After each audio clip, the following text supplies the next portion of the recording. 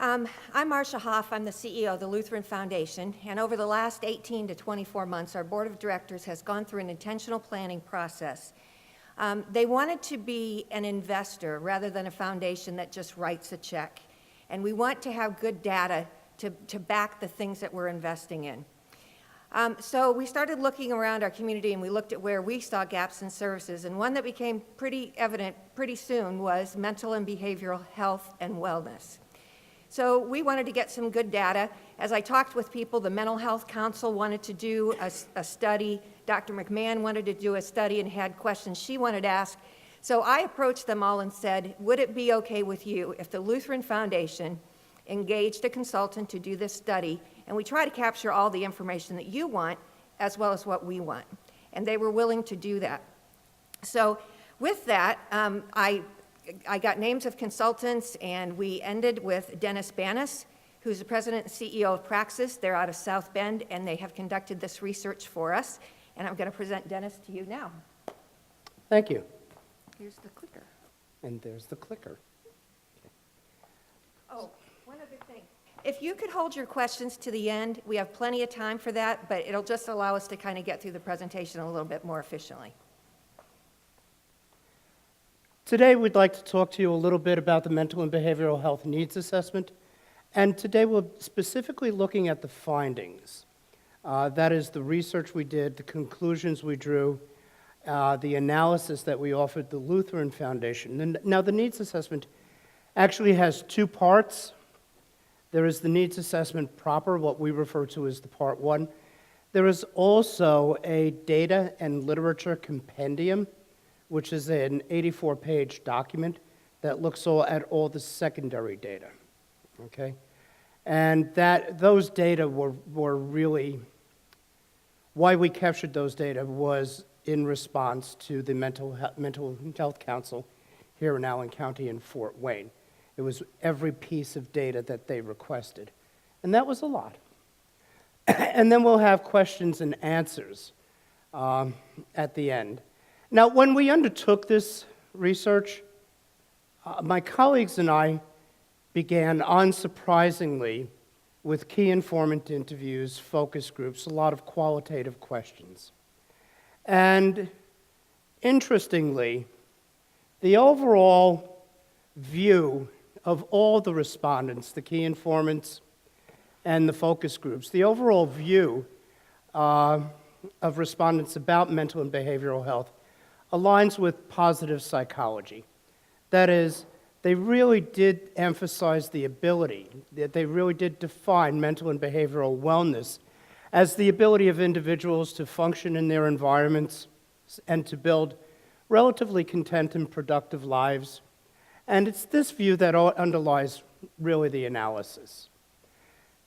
Unsurprisingly, we approached the analysis at first blush, by looking at demographics. That is, gender, race, ethnicity, income, so on. And essentially, the key finding with the demographics is really simple. What you're seeing in the 10-county service area of the Lutheran Foundation, that is in northeastern Indiana, is a population that is shrinking, first of all. That is, it's contracting. It's getting older. And it's diversifying, okay, racially and ethnically. Just different kinds of people beginning to move into Noble County, Adams County, so on and so forth. And many counties, and that's not to say that many counties are exploding with diversity. That is to say that the trend is for those counties to become more and more diversified. All righty? So if you look at net migration, and this is from the American Community Survey, the Census Bureau's American Community Survey. If you look at net migration, that is the sum total of population moving in and population moving out, all of the counties Adams, Allen, DeKalb, Huntington, LaGrange, Noble, Steuben, Wabash, and Wells, all of the counties, except Whitley, are showing a net loss of population. And if you wanted to refine that even further, the movement in and out of counties, really translates into folks are moving out of Adams, DeKalb, Huntington, LaGrange, Noble, and so on, and into Allen, if they're not moving out of Northeast Indiana entirely. They're moving into Allen County. But even with that movement into Allen County, Allen is still losing population. Now, why is that important? It's important because that sort of change has friction accompanies that sort of change. So, the obvious mental and behavioral health issues associated with aging are present, but there are also issues resulting from diversifying populations, okay? Sense of instability, change, so on and so forth. Now, we tried to fix risk, the concept of risk, a little bit more precisely for the foundation by using dashboard indicators. And some of you may be familiar with dashboard indicators, some of you may not be. Basically, the feds, Health and Human Services, SAMHSA, not so much CDC, but the feds use dashboard indicators. Healthy Communities Initiatives use dashboard indicators. And what that means, if you can imagine a dashboard, what that means is that the dashboard indicators are all the lights on the dashboard that could light up, and when they do light up, it indicates that something's wrong, okay? And what you don't want to happen is that all your dashboard lights light up red all at the same time. So that's what the dashboard really is. It's an attempt to put indicators together and not necessarily explain each and every indicator in and of itself, but to string them together in such a way that they're cluing you into the fact that there might be risk in certain geographic areas. So let's look at Noble County. And we've only put some of the indicators that we used up here, just as an illustration. But if you look at Noble County, if you look at births where the mom smoked during pregnancy in the previous year to the production of this, okay? So 24% of the moms smoked during pregnancy. Compare that to Indiana, where 17% of the moms smoked, and to the United States, where 9% of the moms smoked. And you can conclude Noble County has a problem there, right? Because Indiana, on a lot of these dashboards, already has elevated rates that are higher than the rates exhibited across the nation. And these counties that we pointed out to the Lutheran Foundation, such as Noble, have even higher, more elevated rates than the state of Indiana. The one I like, liquor stores per 100,000 population, okay? Now, I like that one because I grew up in Brooklyn, New York. There was a liquor store and a bar on every block, okay? You knew that my neighborhood had a problem, okay? Because they all survived. So again, Noble, 12.6, 13 liquor stores per 100,000 in the population. Indiana, 12. United States, 9. So it's not that any one phenomenon in and of itself says, oh boy, you need to pay attention. It's that together as a set of indicators, when all the lights are going off red, they suggest that you have a problem. So when we looked at the indicators, what we said was to the Lutheran Foundation was Allen, Noble, Adams were the three counties that we would suggest they take a very careful look at, all right? Now, what about services, mental and behavioral health services in Northeast Indiana? Well, we're looking at access here. And just on first blush, Northeast Indiana has a problem with mental and behavioral services availability and access. Okay? If you look at how the feds, Health and Human Services, classifies 10 counties, Huntington is just simply medically underserved. Adams, Allen, Wabash, in those counties, low-income people are medically underserved. Okay? In every single county, except Allen, all right, there is a shortage of mental and behavioral health professionals. So every single county, there's a shortage, except for Allen. All right? And in fact, Allen has a concentration of professionals, mental and behavioral health professionals. We did heat maps, and you'll see them when you look at the needs assessment because it'll be on the website for you to look at. We did heat maps, okay? And really the heat maps just simply demonstrate the intensity of the existence of a phenomenon geographically. So, real heat, dark colors, where the phenomenon exists on a large level, and then lighter colors as you go out. So if you look at the distribution of professionals, real heat in Allen County, and then much lighter colors as you go out. All right? All right? So I need you to keep those things in mind as we talk about access. Now, what we found when we did our household survey, that is the survey of adults, is very kind of eye-opening. 65% of the respondents indicated that they had experienced feelings that are associated with mental or behavioral health problems, okay, in the 30 days prior to us talking to them. So, symptoms among a lot of people and historically recent, right? But only 4% of those people sought out help. 16 people went for help, okay?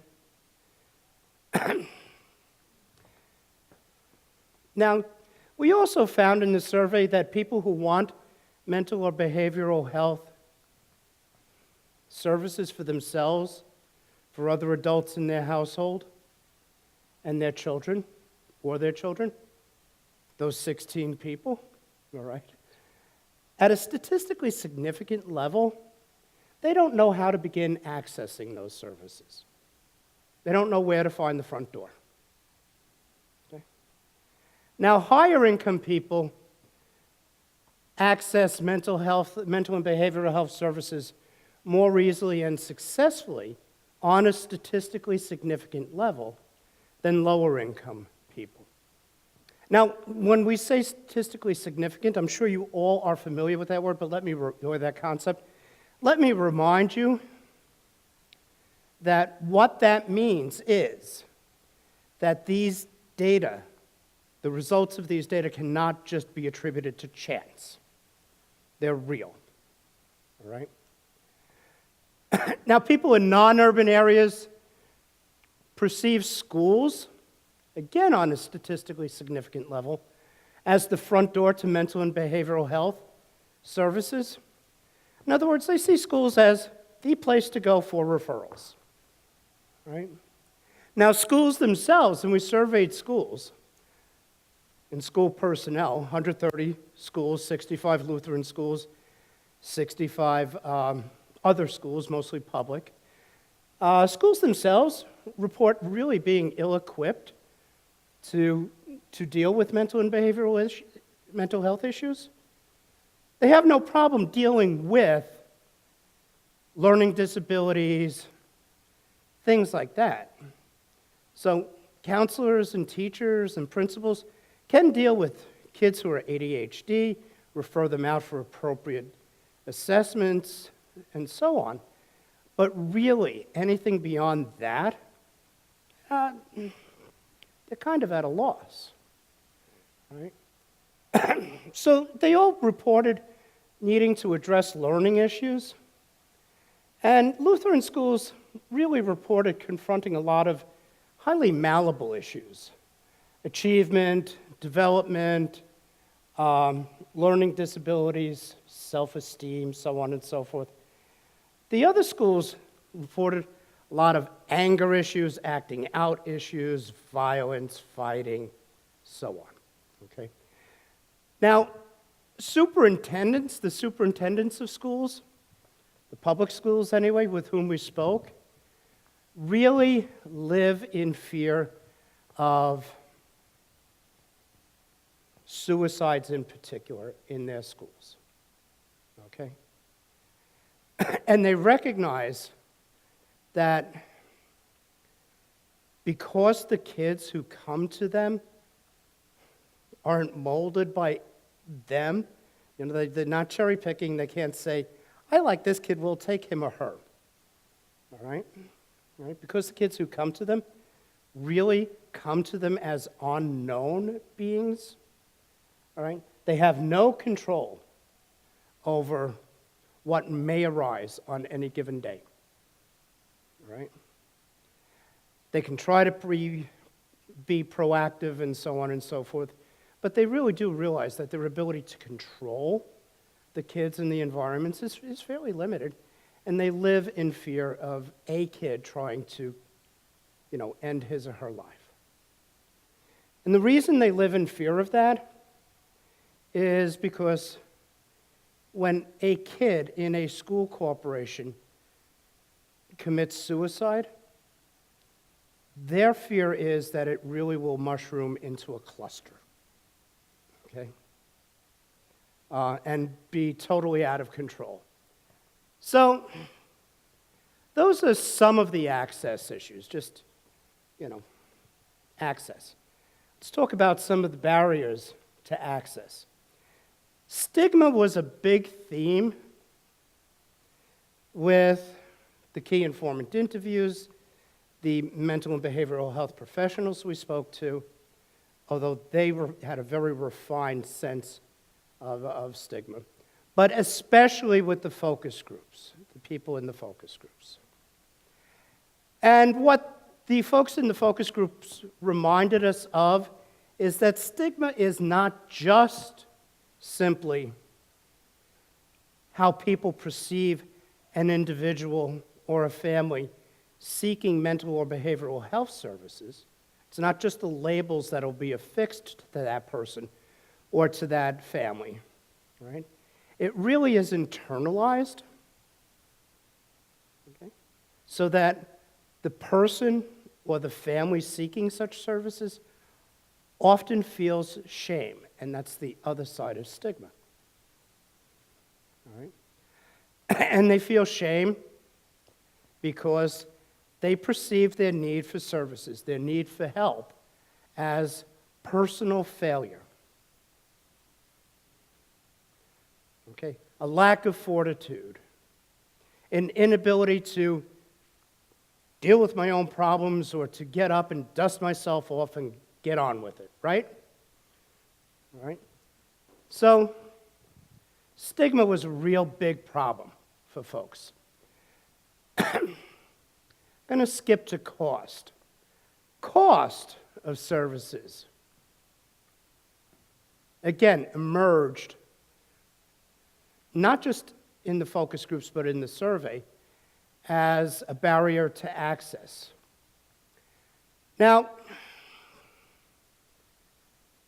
I know that all the mental and behavioral health services in northeastern Indiana, just like in northwestern Indiana and in central Indiana, all of them, if you are not covered by insurance, you're not on Medicaid, but you have a shaky personal or household income, they're going to adjust their fees accordingly.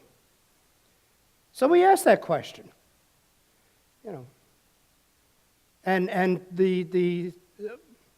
I know Oak Lawn best because Oak Lawn is in St. Joe County.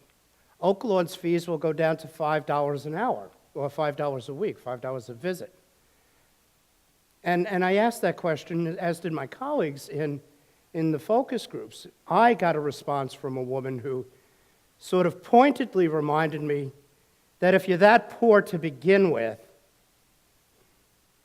even $5 for a session once a week is a whole heck of a lot of money. I said, okay, you're right. Okay. So cost is a problem. Now, transportation is a problem. And this is where things dovetail. If you remember the heat maps where the professionals are concentrated in urban areas, specifically Allen County, and then the concentration of professionals as you go out becomes less and less frequent. Transportation to and from services, the focus groups identified as a problem. Now, what we know is that services do exist, and we saw that. Services do exist and professionals do exist in the 9 counties adjacent to Allen. They do. Those contiguous counties have services, okay? But here's what seems to be the case, and it's related not just to transportation, but to the continuity of care. And the continuity of care is something that the key informant interviews identified as an issue. So let me give you the example. It's not so much that if you're sitting in Huntington, you can't have an engage in intake process. You can. And if you're sitting in Huntington, it's very likely that you can see a case manager. It's very likely. All right? And it may even be the case, or it may not, depending upon the county, that if you're sitting outside of Allen County, you may actually be able to get intensive services, in or outpatient. Here's what seems to be the rub, and why folks in focus groups told us transportation is an issue, and key informants told us continuity of care is an issue. Here's what seems to be the case. Once you have those intensive services, and you have the case management, and you've done the intake to get all of that, it's the aftercare that becomes the issue. Okay? That long period, if you think of drug or alcohol rehab, that long period of aftercare where people actually yield the therapeutic benefit. Okay? Because the intensive, the intake, the assessment, the case management, the intensive care helped stop them from popping pills, shooting heroin, or drinking alcohol. But that whole process of aftercare, after they've identified the issues, they've done the intensive work, and they're learning to manage their addiction, think differently, behave differently, find support to stay sober and clean, all those things. That's where folks drop off, because that's the service that they can't get in counties really much outside of Allen. Okay? So who are the people at risk? Well, on a statistically significant level, and this is just general, we'll start. On a statistically significant level, protective factors are weaker in non-urban counties than they are in urban counties. Okay? Now, protective factors, I'm sure most of you know what they are. Those are the organic relationships and processes that exist in daily life that contribute, don't ensure, but contribute to the probability that an individual, a household, a family will lead relatively stable, healthy lives, physically healthy, relatively physically healthy, and mentally and behaviorally healthy. Okay? So They're weaker out in the counties that are non-urban. And you'll notice I said non-urban. One of the things that we became acutely aware of, especially as we did lifestyle profiles, is that the counties outside of Allen cannot automatically just be labeled rural. Okay? Their social existence and their economic existence is far more complex than that. So we just thought of them as non-urban. Adults who live alone, that is, no other adults present in their households, are statistically less likely than the general population to participate in wider social interactions. Adults living alone also had symptoms of depression more frequently than those living with other adults, again, on a statistically significant level.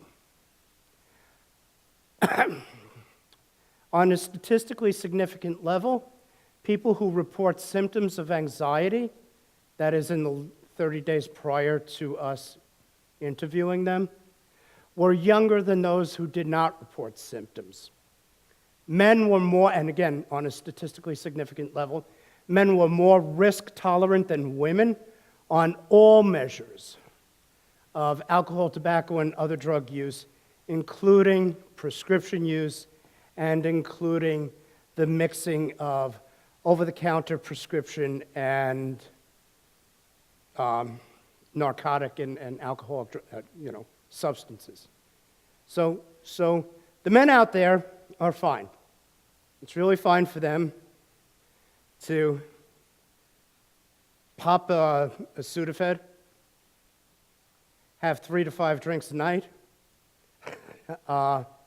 take blood pressure medication or any other medication, Ambien, take Ambien so they can sleep, and they don't see a problem with that. All right? Women are far less risk tolerant. They're risk averse, as a matter of fact. African Americans were statistically more likely than other populations to have experienced a sense of worthlessness, again, in the 30 days prior to us speaking with them.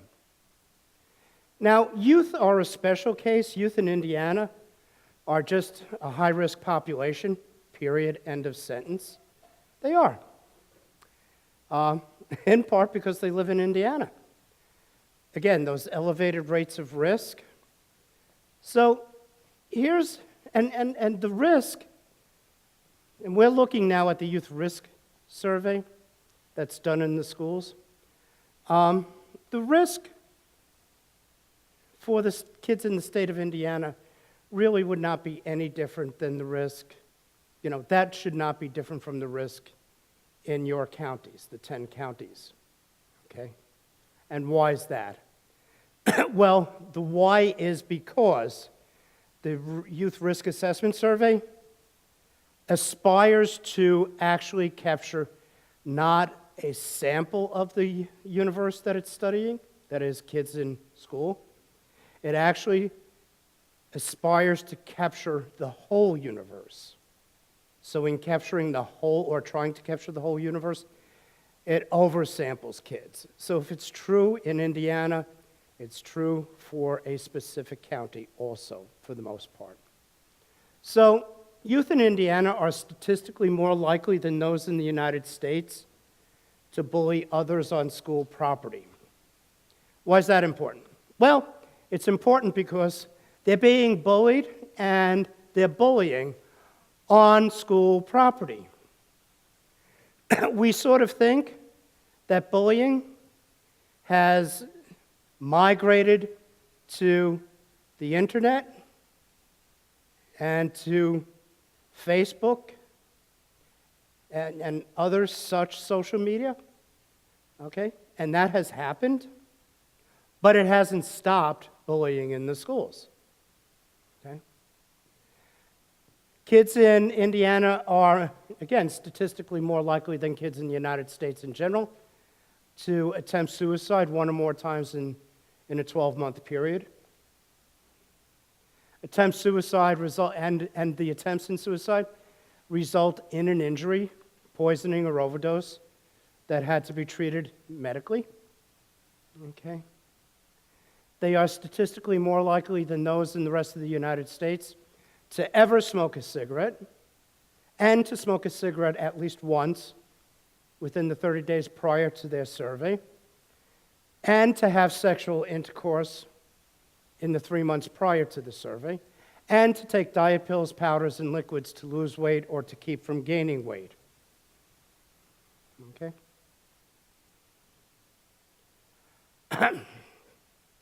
Kids in Indiana, on a significant level, at least in the 30 days prior to the youth risk survey, got in cars with someone who had been drinking. All right? 22% of them did that. Now, that's a phenomenally high. They're not driving drunk. They're getting in the cars as a passenger with someone who has been drinking, who is impaired. Okay? There's only one other population right now in northern Indiana that I can think of that actually does that, gets in cars, takes a risk to get in cars, more so than kids. I'll tell you all about that some other day. 29% had felt sad or hopeless. 19% had seriously considered attempting suicide, that is, they had an ideation. 11%, this shocks me, had been hit, slapped, or physically hurt on purpose by their boyfriend or girlfriend. That just shocks me. And 10% had, at one point in their lives or another, been physically forced to have sexual intercourse. 10%. Okay. 19% had been electronically bullied. 70% at least had one, and this is all Indiana kids, one drink. 18% had their first drink before 13. Now, as a New Yorker, that doesn't shock me. Again, all those bars and liquor stores in Brooklyn. But it does for kids in Indiana. 37% had used marijuana. And 20% drank or used drugs before their last sexual intercourse.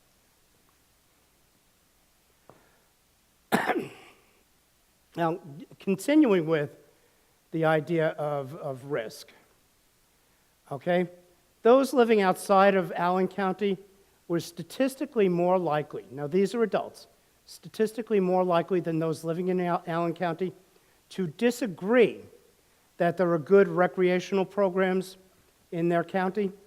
Recreational programs and all these other things we're going to discuss are protective factors, okay?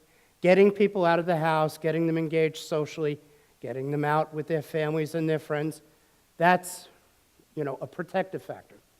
They disagree that there are good social programs in their community, and they disagree that there are good educational programs in their community. So, think this through. The schools stink, the opportunity for social interaction stink, the opportunity for recreation stinks. What do? You sit home.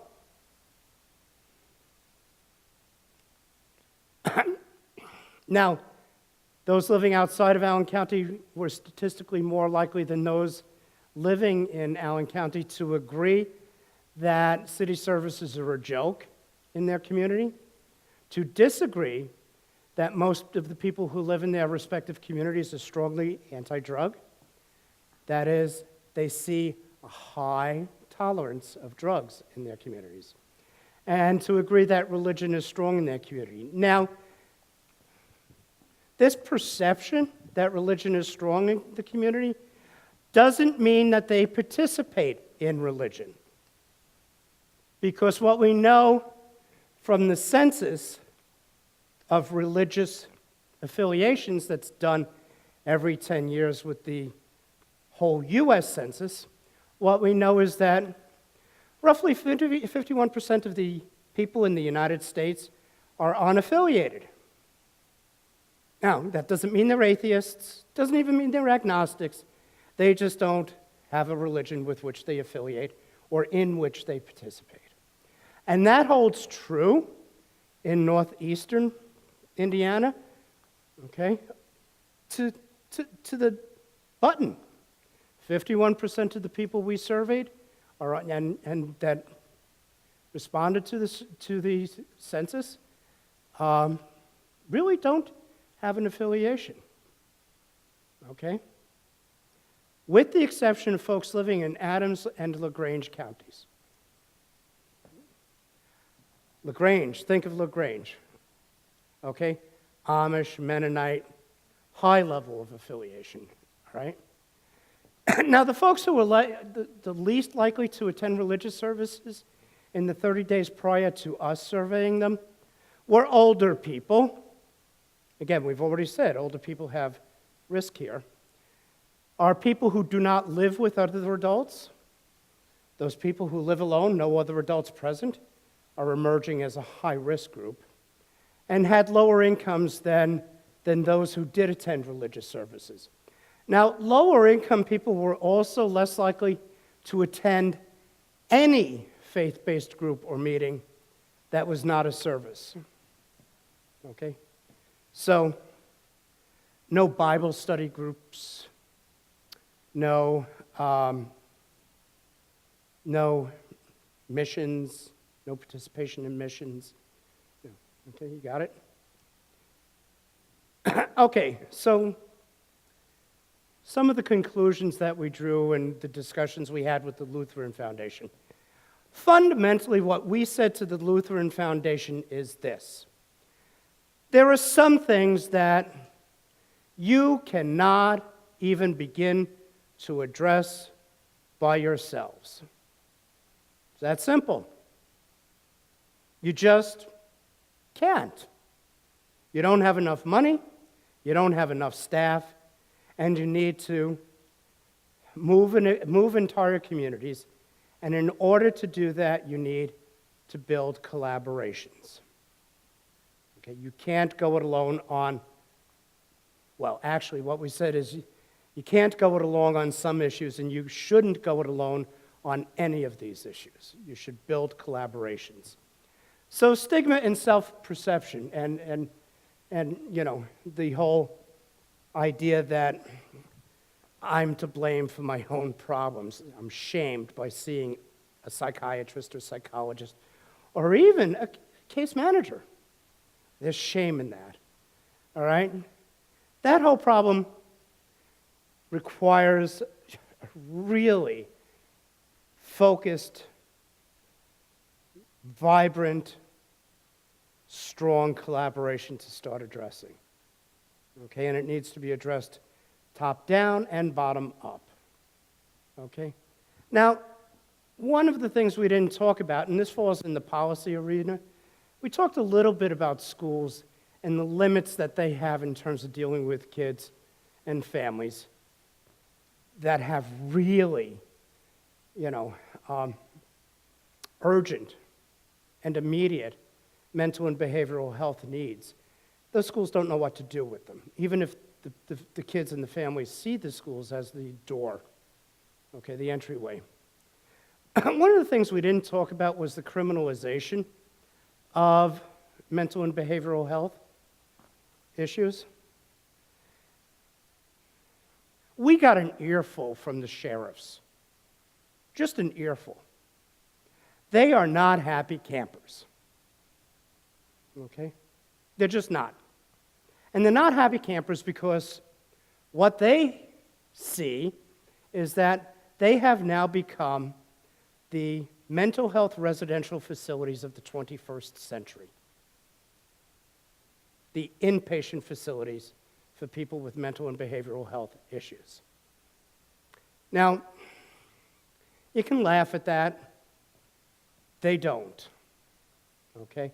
And they admit to being so abjectly ill-equipped to deal with that. Just bankrupt. They have no idea. Okay? I mean, one of them said, look, I have a nurse in the jail, and the nurse is an LPN. I think it was an LPN. We can dispense medications if we have a prescription, but We can't diagnose. I mean, we restrain people who start acting out too badly. And they get additional charges, which means that they're going to stay with us longer, and they need help. So that's a real policy issue. Schools have a number of policy issues. Clearly, the cost of care is an issue. And right now, no one knows what's going to happen with the Affordable Care Act, okay? And whether or not that gap, upper income people, higher income people are statistically more likely to access mental and behavioral health services than poor people, whether that gap will close. But it's certainly worth watching over the coming years. And then employers and employees. And this whole issue of employers and their relationship to employees also relates to stigma. It came up repeatedly as a subset of the stigma issue. And fundamentally, here's the problem in a nutshell, or here's how people perceived in the focus groups and communicated the problem. Okay?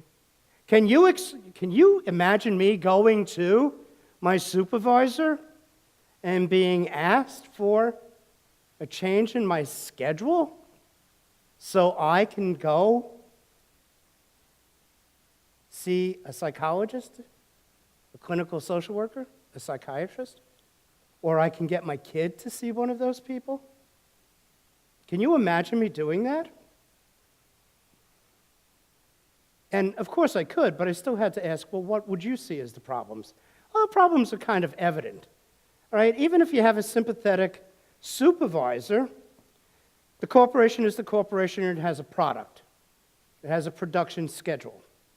Whether it's a sales goal for a day for a store or so many widgets in the course of a shift. You bug out on the schedule, that goal is compromised. Okay, because your labor contributes to achieving that goal. All right? And if the assembly line shift or if the store doesn't meet its goal, who gets in trouble? Well, the very boss, probably, who was kind enough to give you the time off to go get services, if the boss was kind enough to do that. Okay? So it really is a problem.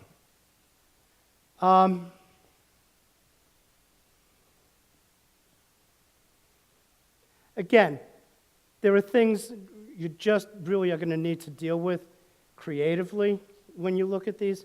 The shortage of professionals, the service structure, that is, the concentration of professionals in the urban area, programming for specific populations and the continuity of services, all are issues that just are beyond any one of you in the audience or any one of your organizations.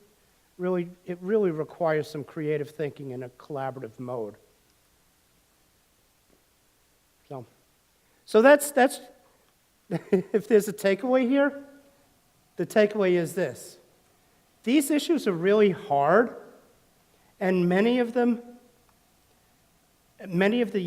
efforts to address them, okay, for instance, the efforts to address suicide, address the expression of a problem rather than the problem itself, okay? So there are all sorts of suicide prevention things, and the problems are uneven. For instance, Fort Wayne does a much better job of diverting people who need mental and behavioral health services away from the criminal justice system and into appropriate referrals. And that reflects the CIT teams, certainly, but it also reflects a very, for whatever reason, adaptable court system. Okay? So kudos to Fort Wayne, but that ain't happening elsewhere. Okay? So the takeaway here is you really need to look hard at the phenomenon, look under the belly of the phenomenon, like don't just assume suicide has a formulaic approach that you can apply and you'll stop all suicides. Look at what's causing it and try to build the protective factors and address those causes. And do it collaboratively, because these are tough nuts to crack, okay? They're just really tough nuts to crack. And if you don't start building collaborations to actually address them,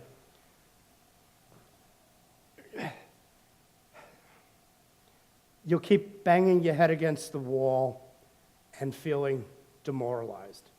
If you collaborate and build collaborations and be creative and try new stuff and not be afraid of trying new stuff, okay, you might actually get a sense of, hey, we hit something good here. So, any questions?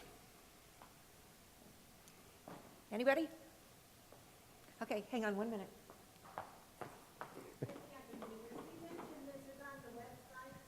Yes? I'll go ask that. That's yours. Okay, did everybody get a pocket guide that looks like this? Okay, on the back is areyouthebody.com. That's the website you need to go to. We're going to ask you a couple of questions, your name, and I don't know, a couple of hours, I forget now. But you will have the ability to download the assessment and then the literature and compendium that you referenced, the 84-page thing. And then The monster. it is a monster, but it's interesting reading. And then also, we have a questionnaire that we'd like you to download as well. And it has a number of questions that we want your opinion on certain matters about this assessment. And we want to know if there are places where your organization might be able to work with us on some of these issues, and what ones you see that, in your opinion, might be the most important. We know that some of you may want to talk with board members about that and those kinds of things, so download the questions so you can see what they are, and then within 60 days, go back and actually go to that website again and type in your answers right into the web. We're asking you to do that by June 17th, and then we're going to look at all of that information and see what the commonalities are and see where we can start to build partners that want to work on certain issues with the Lutheran Foundation. Our board decided that that we needed to have this data for baseline. We needed it. Everybody said, well, why are you doing this? Don't you already know that? Didn't you already know that? Well, you know what? Everybody's got hunches, but we can have confirmed data. So now we have data. And so my board has decided that they want to invest in an impact area. And that impact area is mental and behavioral wellness. And so we are looking to invest significantly over the next 3 or 5 or 7 or whatever number of years that might be to try and work on issues with partners.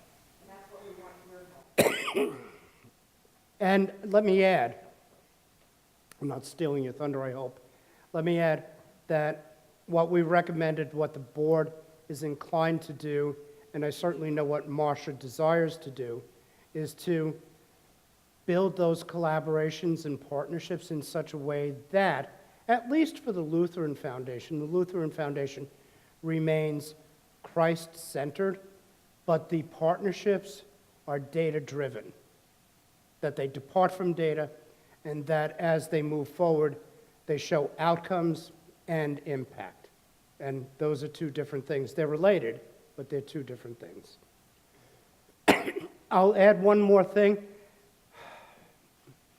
If you have any questions, either about the data that you see or the analysis that you read, if you want data sliced and diced for your use, whatever that use may be, request it of Marcia, and she'll forward the request to us at Praxis. We probably have the data, and if we don't have the data, because we have collected a lot of data that we haven't necessarily forced into either the compendium or the analysis. So we either have the data or we can get it for you very quickly. And if we don't have the data and we can't get it for you very quickly, we'll just honestly tell you that. All right, any other questions we can answer for anyone?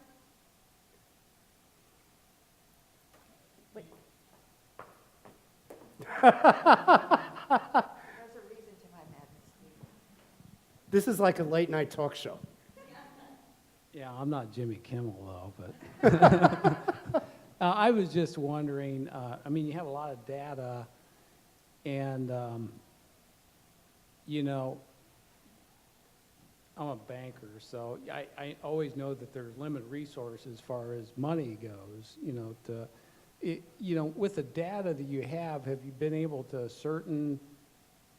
maybe certain demographics, age, gender, where you could sort of focus efforts and stem the tide? Yeah, and in fact, you'll see that in the needs assessment. Okay. Okay, we suggested 3 counties. We're clearly suggesting 3 populations: men, low-income men, okay, because they're more risk tolerant, people who live alone, adults who live alone, and kids, okay? Now, we say in the needs assessment you have to be really culturally adept with some of this, but those are the 3 populations that are showing really high risk. You'll notice we did not say, go help those old people, all right? Even though the counties are aging. And that doesn't mean that we don't feel that they don't have a risk. It means that in terms of the services available to them, they're much more effectively distributed throughout the counties, okay? So yeah, Allen, Noble, Wabash, men, poverty, and individuals living alone, and the kids are a terrible mess, so worry about them too.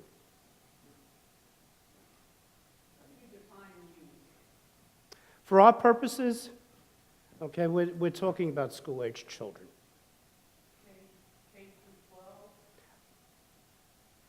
Middle school and high school are the youth that we spoke to, okay? And we also had them do, much like we asked the adults about, we used NUMs, so we used validated questions. We didn't just pull questions out of our hats. We used national outcome measure questions for kids, and we used a validated mental health assessment tool for kids to ask them questions, okay? So it was, this is not light stuff. We didn't pull it out of our hats. These are questions that are uniformly used across various types of research. But the reason we didn't talk to younger kids is because that's hard, okay? I mean, already with middle school kids, we're talking about parental consent, okay? And we had to deal with getting that for those kids. And dealing with validated questions that made sense to them, okay? We felt if we dropped lower than that, we would have to be doing a lot more to really be ethically thorough with informed consent, and we just didn't have time. How were the other participants in the study selected or identified? Which set of participants? Well, adults in the counties, were they random household calls? Yeah. How did you solicit the focus group participants? Both the survey, all the surveys, all the household surveys. So the adult surveys and the surveys of kids were random, okay? Now, what we did was set the sample size. How large of a sample do we have to have in order to reach a certain confidence level, a 95% confidence level? Then we went and aligned the targets. In effect, we controlled the sample for certain demographics. 50-50, 50% women, 50% men with a plus or minus 1, okay? And we set targets for gender, we set targets for age, we set targets for residents in counties, so we had to have all counties represented. And that's how we did it, so that we came out with a solid confidence level, higher than 95 actually, by controlling. Now, we didn't do the controls on focus groups, but we did do random recruitment, okay? We tried to control for gender with the focus groups, and we certainly did control for county residents. Every county had people in focus groups, okay? But we tried to control for gender. The problem is, guess what the problem is? Men don't show up for focus groups, okay? They just don't. Unless the money you're giving them is really worth it, the topic is really interesting to them, professionally or personally, and they are getting time off from work and a meal to do it, okay? So for instance, if you're any technology firm and you want to talk to chief technology officers, you'll get them as long as it's, breakfast, lunch, or dinner, $500 a pop, and you're assuring them that they're getting some control over the hottest new item that's going to come out, and they're going to want it. Okay? So we gave up on the gender control thing for focus groups. Just give us people. Give us people from Huntington, give us people from LaGrange, Noble, so on.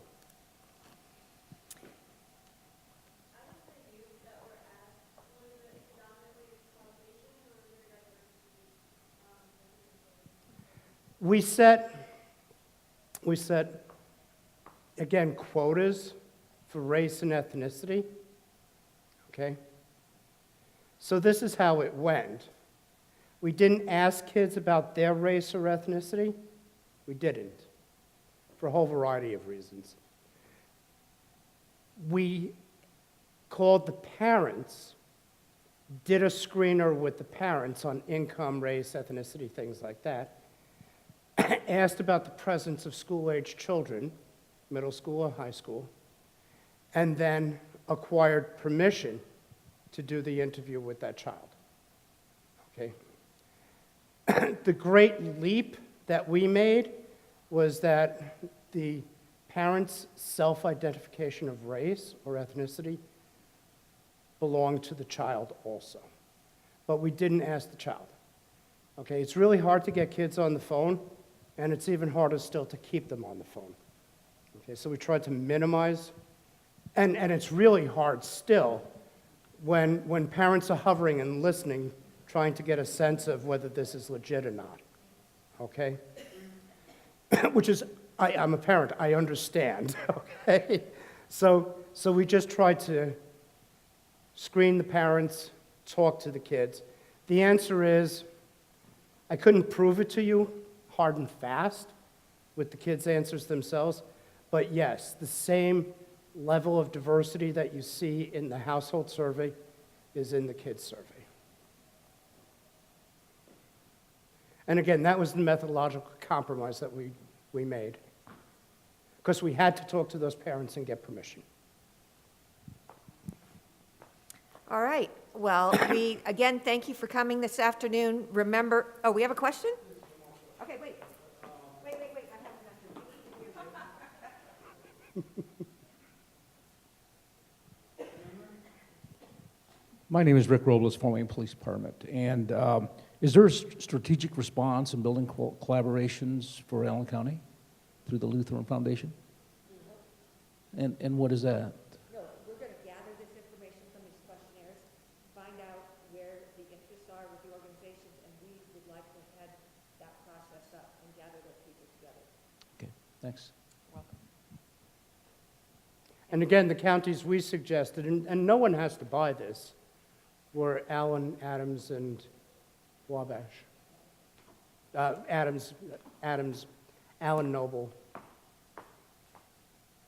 Noble's really interesting. On the dashboard indicators, they're like well above the state level on all of the indicators of risk. So.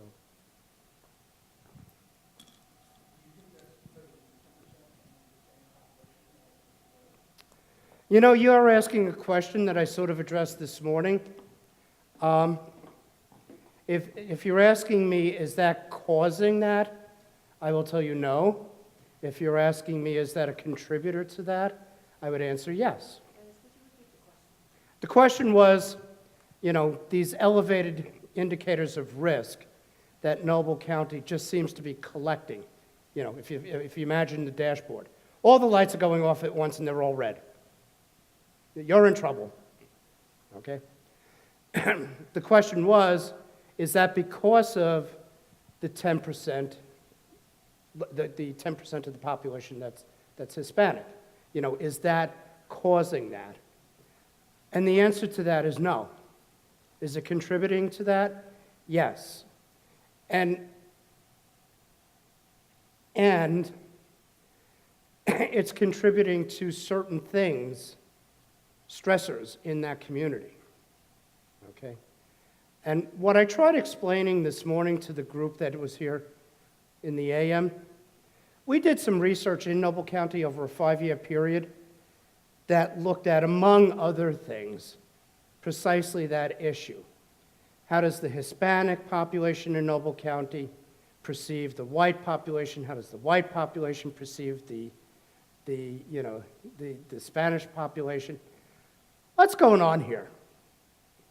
All right? The interesting thing that we found, and this is old research, but I would hypothesize if I did it again that I'd find similar things. The interesting thing that we found was that no one expressed any degree of hostility to anyone of a different race or ethnicity. Everyone knew someone from the Spanish community, from the Mexican community, and they were friends. And they loved their families, and God, were they a solid, well-knit family, and it's great. And they go to church, too. Very, very, very committed to their faith. But then you ask things like, well, just in the general, the abstract, when did this really huge drug problem that you have begin to emerge? Oh, when the Mexicans started moving in. I mean, so on a functional daily level there, okay, my community is changing, I don't have a problem with that. But on a real perception of a substantive issue, yep, it's those people who did it, So, what's driving that? Is perception reality? Yeah, well, of course it is. Is perception always empirically demonstrable? Of course it's not. Okay, folks in Allen County in particular these days just have a huge preoccupation with meth. Seem to have a huge preoccupation. That's not your problem, okay? It's really not your problem. Heroin's your problem. All righty? Just forget that meth thing. It's like so small a problem, okay? Really, it's just not having that great of an impact. Worry about the growth of use of heroin. It's cheaper. This is all market-driven stuff. It's coming out. It's cheaper. It's high-quality cheap, okay? You're just going to have a bunch of junkies running around very shortly. Worry about that.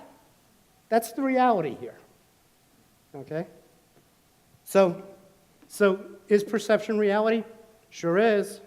Is perception always empirically, real? Sure is not.